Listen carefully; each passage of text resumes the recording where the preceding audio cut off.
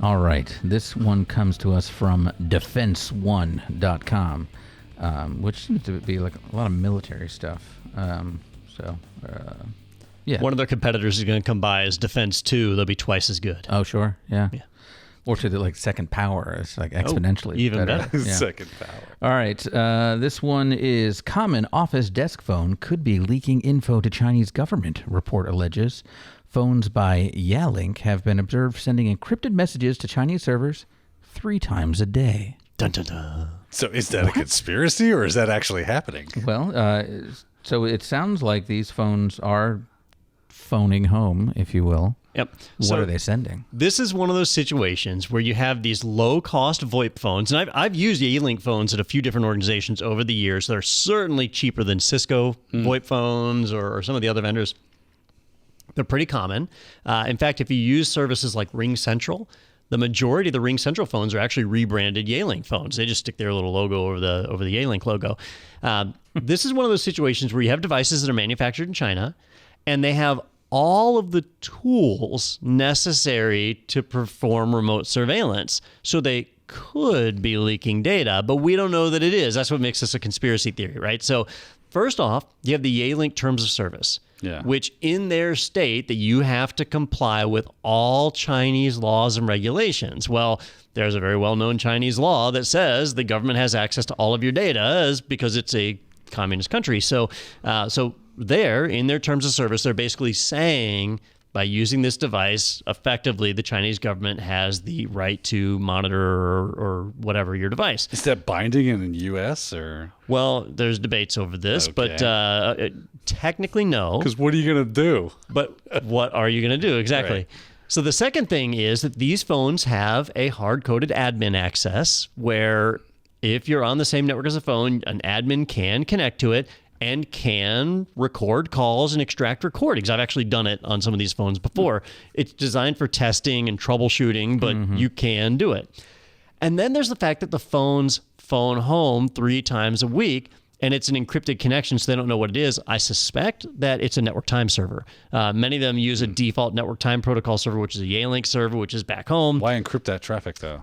People encrypt everything these days, I right? guess, and there are well-known attacks using NTP. If you can change somebody's time, you can do do like replay true. authentication. Yeah. So why not encrypt it? That's totally me guessing right there, right? But basically they're having to guess here in the article anyway because we don't know what it is. We don't know. But 3 little pings back to China. Not big enough to be recordings of phone calls, right? But little pings. So potentially, could these be used against us? Yeah. And so they're saying that this is set up just like the Huawei thing where the U.S. government says that's it. The U.S. government agencies are not allowed to purchase anything from Huawei. Well, we might be getting ready to see that with a company like Yalink. Interesting. I just don't trust them. No. That's all there is to it. Who them? The Yalink people. Oh, okay. I mean, I didn't know if you meant China. At the fact that there's a part of the phone which I have purchased, which I have no control or access into, hence these 3 pings back home, I should be given access into that so I can see what it's doing, and maybe it's causing an issue on my network and I need to troubleshoot that. How could I do that if they don't let me access that information? Yeah. So I want full disclosure on anything I buy. That's why I unplug my IP phones from the internet so they cannot. Now, Daniel, you know more about security than I do, and I value your opinion. So Okay. I'm curious. This doesn't just stop with phones, right? So smart TVs. Yep. Do you have a smart TV at home? I do, yeah. So do you worry about what it does? Have you looked at it, Absolutely. how it reaches out? Yeah. What did you find? I didn't. You just see like the IPs of the domains that they're reaching out to. I didn't do any kind of like packet capturing to see what kind of information that was. But I did set up a pie hole at my house to go, I don't feel like this TV needs to be telling anything that I don't want it to. So, you're going to have to fine tune some of that stuff because you'll block, this isn't running anymore kind of action. You don't want to block the actual things you want, like your stream, your TV stream. But I don't feel like it needs to be telling anything like if it's on or how long it's on or Daniel what watched Real apps you're Housewives using. again today. Dude, if you haven't seen season 3, then you just haven't lived. Sadly, I think they're on like season 30. Yeah. So Now it's Real House grandmas or widows. yeah, they're all divorced. Real They're not House really widows wives, at are this they? point. Yeah. Has to be. All right. Well, so we we don't know what digress. they're sending. No, I don't trust anything. Probably something not nefarious, but could certainly be, or Yeah. could turn into it someday. So whatever action comes of this, it doesn't really matter. I think what it does is it sends a message to the rest of us that we should really look at our devices and think about what those end user license agreements that we ignore. We may well be agreeing to the fact that another government, not necessarily CCP China. So all right, China manufactures just about everything we use here in the U.S., but there are things from other countries. We could have the same thing applying to other Absolutely. I countries. agree to join the party. Yeah. I agree. Wait, what? The party. What is your affiliation with the CCP, Mr. Peter VanRysdam? That'd be great. The next election, they come out with that. And actually, both candidates are members of the Communist Party. And in China. monitoring the outbound connections that our devices make with a VoIP phone, you should know the IPs. It's going to connect to a PBX somewhere, right? So your firewall should be blocking those phones from accessing anything except for the PBX IPs. And if it's something as innocuous as an NTP, maybe I have my own NTP server. Yeah. Maybe it's more secure than your, Yealink server, and that's, or I don't trust Yealink because I'm not Yealink. I mean, a lot of times, especially when you get into government agencies, where you have to know and have that insights into those systems, or you can't use them, right? So sorry, I know we're over time in this article, but just real quick, could you potentially say, okay, I see the IP address it's reaching out to every day.